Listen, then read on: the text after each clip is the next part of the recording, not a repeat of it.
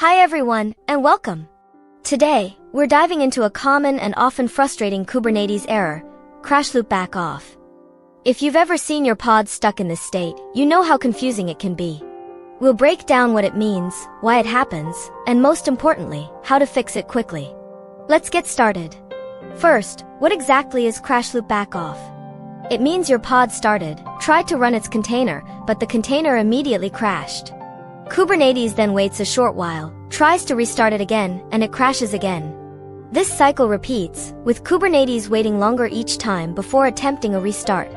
It's a clear signal that something is fundamentally wrong with your application or its configuration. So, why does this happen? There are several common culprits. One of the most frequent reasons is an application error. Your code inside the container might have a bug, a missing dependency, or it might be trying to connect to a service that isn't ready, causing it to exit immediately. For example, a database connection failing on startup can cause this. Another common cause is an incorrect command or entry point. The command or args defined in your pod's YAML might be wrong, or the script it's supposed to run might not exist or isn't executable. Sometimes, resource limits play a role. If your container tries to use more memory than its memory.limit allows, Kubernetes will kill it with an out-of-memory, OOM killed, error, leading to a crash loop. Similarly, extreme CPU throttling can make an application fail to start.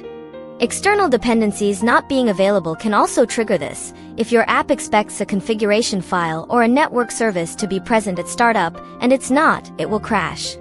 Lastly, permission issues can be a silent killer.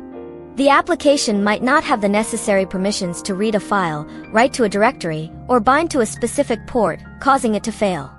Now, how do we troubleshoot this? We have a few powerful tools at our disposal.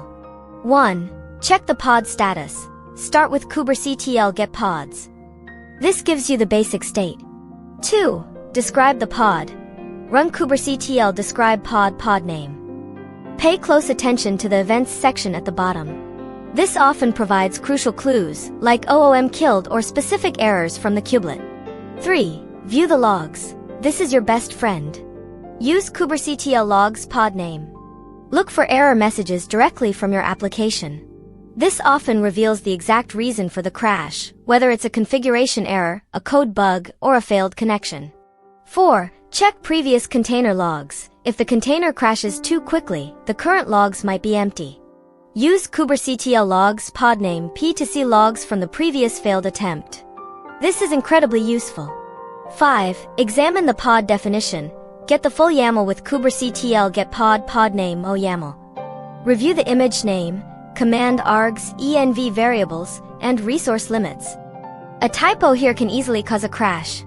6. Test the image locally. Try running your container image outside of Kubernetes using Docker run your image. Does it start successfully? If not, the problem is with the image itself, not Kubernetes. 7. Review application code/config. Has anything changed recently in your application code or its configuration that could cause it to fail on startup?